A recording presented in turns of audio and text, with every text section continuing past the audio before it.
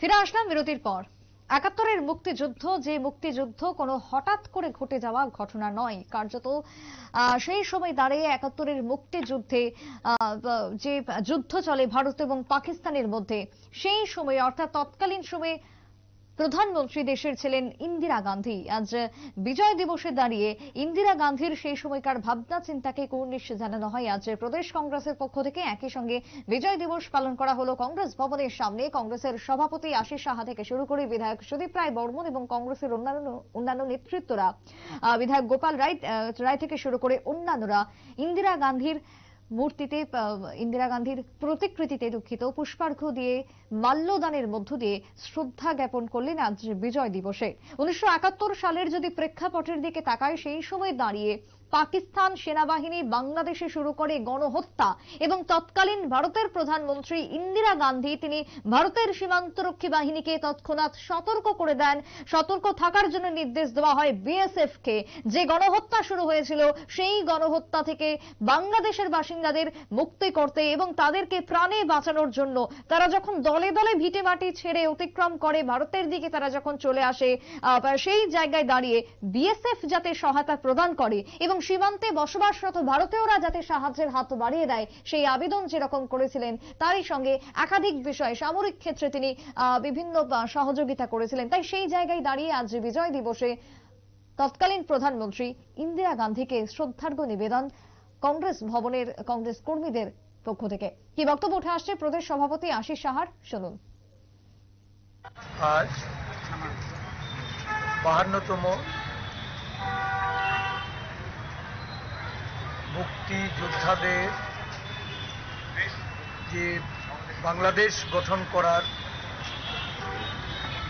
বিজয় দিবস উদযাপিত হচ্ছে।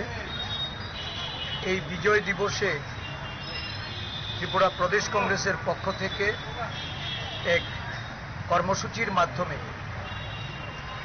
ভারতবর্ষের প্রয়াত প্রধানমন্ত্রী,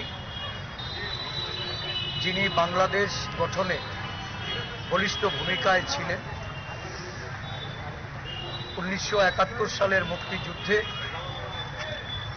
ভারতীয় সেনাবাহিনী থেকে শুরু করে বাংলাদেশের মুক্তিযোদ্ধা অগণিত মানুষ যারা এই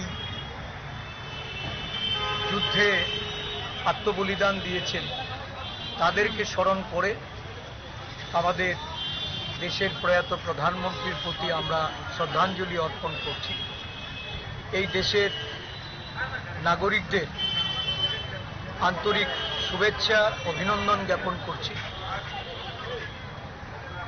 ইন্দিরা গান্ধীর এই বলিষ্ঠ ভূমিকা, এটা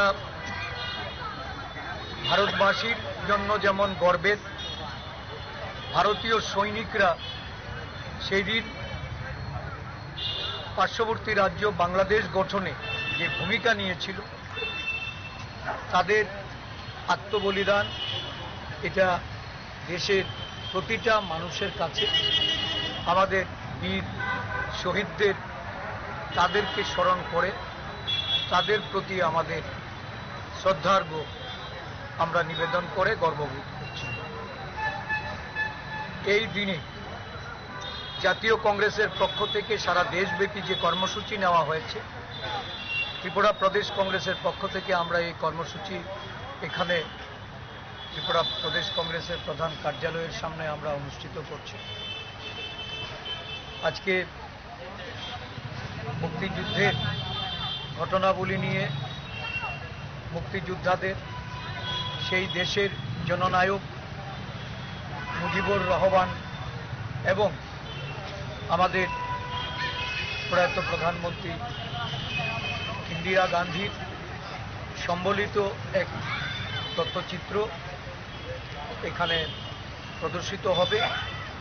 আমি ত্রিপুরা প্রদেশ কংগ্রেসের পক্ষ থেকে রাজ্যবাসীকে আহ্বান রাখছি, এই দিনটিকে যথাযোগ্য মর্যাদায় পালন করার জন্য সকলের সমর্থন এবং সহযোগিতা প্রদেশ কংগ্রেসের এই পক্ষ থেকে আমরা।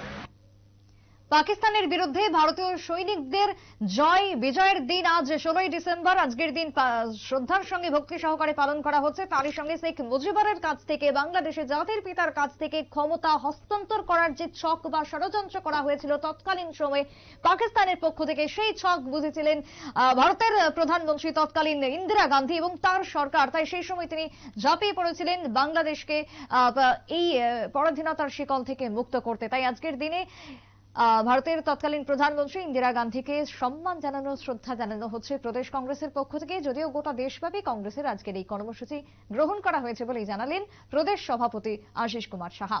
এখনকার মতন সংবাদ এই পর্যন্তই। পরবর্তী নিউজ এবং আপডেট দেখার জন্য চোখ রাখবেন শুধুমাত্র নিউজ ভ্যানগার্ডের পর্দায়। নমস্কার।